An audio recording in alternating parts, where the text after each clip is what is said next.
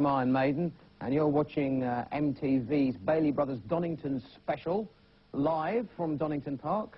So stay tuned for some more videos and news of a wonderful competition to win various things, including tour jackets and Iron Maiden bits and bobs, after this. Never get arrested, these Bailey brothers, and neither does Bruce Dickinson, because we've dragged him away from pre-preparation for this year's Monster Rock Festival. He's joined us in the studio. Cheers to that, Bruce. Yes. Well, some kind of a studio. In the bunker. Yeah, the bunker. the quietest place in Donington. That's right. It's nice and quiet. It makes a change. Well, tell us, Bruce, just before we talk about Monsters of Rock Festival and what you're going to do today, tell us a little bit more about Bruce Dickinson. How did you land the job in Iron Maiden? Well, I didn't really land it so much as Steve approached me one day at Reading Festival when I was playing there with Samson, and said that, well, that Paul was going, and was I interested in trying out for it. So I tried out for it, and it worked. Yeah. So, I mean, it was as simple as that, really. I mean, I did a session in a rehearsal studio with them for an afternoon, and they were actually going off to, I think, somewhere like Sweden or something to do a couple more shows, just finish up the tour. And they wanted actually to go into a recording studio like that afternoon and try it in a studio, see what it sounded like, but we had to wait about 4 weeks or something before we could go into a studio and try it. Yeah. And that's when we did, one of the tracks was Remember Tomorrow, which turned out was a B-side, live.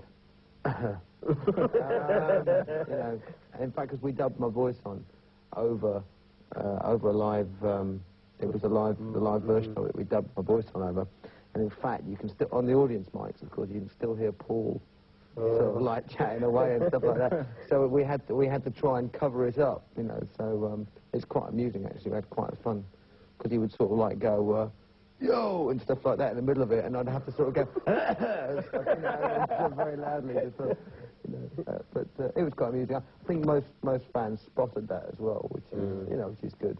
Yeah. But as soon as you started as well, I mean, like Maiden was always been big, but when you joined them, like the first single, Run to the Hills, it went straight in at number 7, about 82 time was it? Yeah, 82, 81, 82, something like that, yeah. I think Number of the Beast was obviously the album that really took us worldwide and broke us in that respect. I mean, it was one of those albums that was just the right album in the right place at the right time, I think.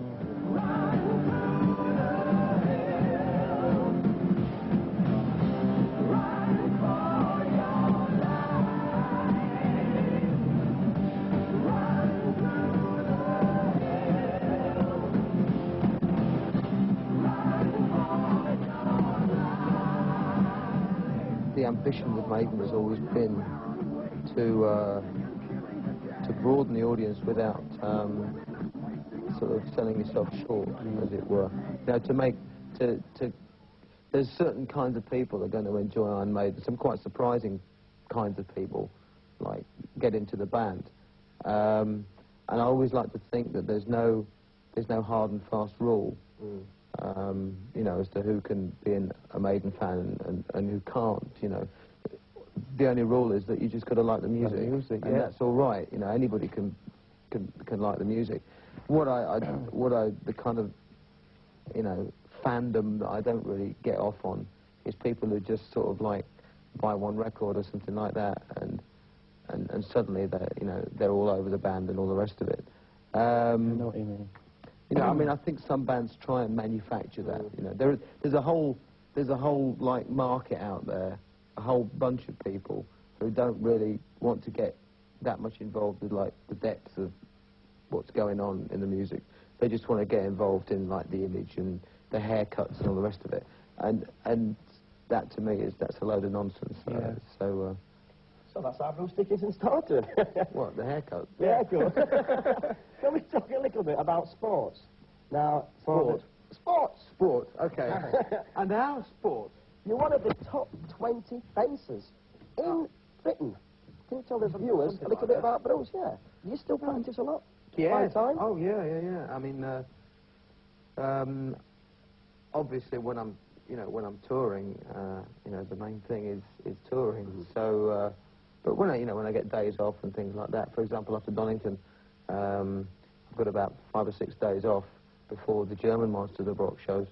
So my coach is actually taking some British under-20 fencers over to Budapest. So I'm just going to go over to Budapest and train for 4 or 5 days and things like that. So, you know... That's way of working out and getting the attention before. Yeah, that's right, you know, I mean... You know, when you go out on tour, what sort of entourage have you got with you now these days? I mean, how many buses and... Can you keep in touch with all that now? It's not like it used to be in the early days with the transit van. No, transit van, yeah, that's right. Well, we had, when I was in Samson, we had a Ford Escort called Mr. Heath, who used to, it was, I mean, it was lethal. It was definitely dangerous to your marriage prospects if you sat in the wrong place on the back seat, because the springs used to shoot up through the upholstery if you went over a big bump. Anyway, that's by the by. We carry approximately 50 people on the road with us in North America, maybe a few more, maybe a few less, of which probably 11 of those are actually truck drivers, because we usually carry, 6 trucks and 5 buses on the road in the States. Obviously there's 5 of us, and we've got 2 or 3 security guys,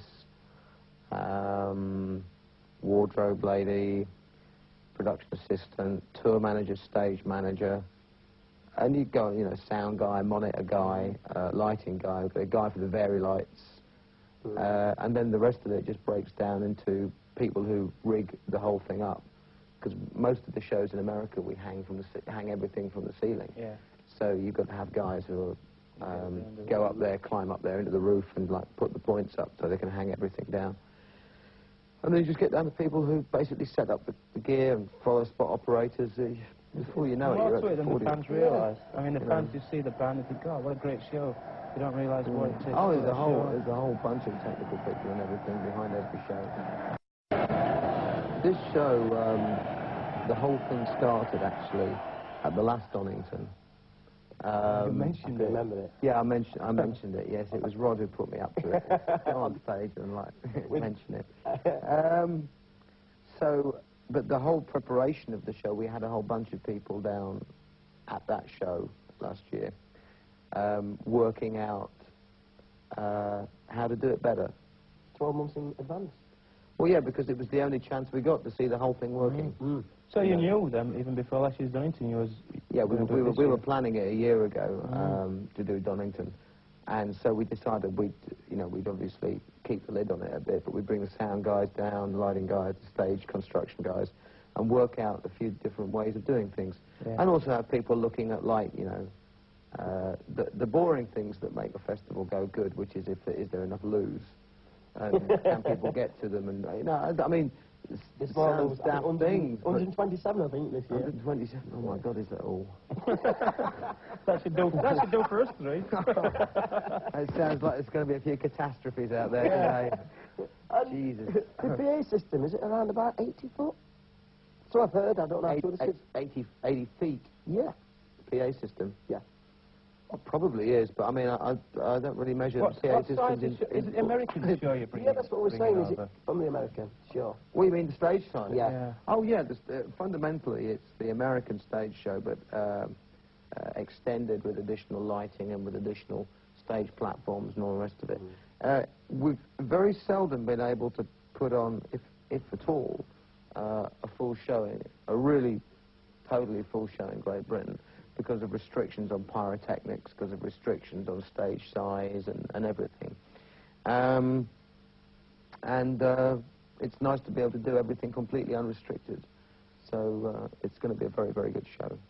I can remember once reading an article at KISS where they were saying it's been difficult for them to bring a full American show over here. Oh, it is. The only really way you can do it is doing it outdoors.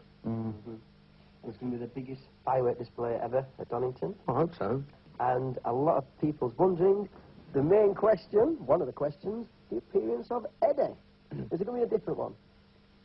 Oh, yeah. A surprise? Well, of course. Are you going to give us any tips? No. then.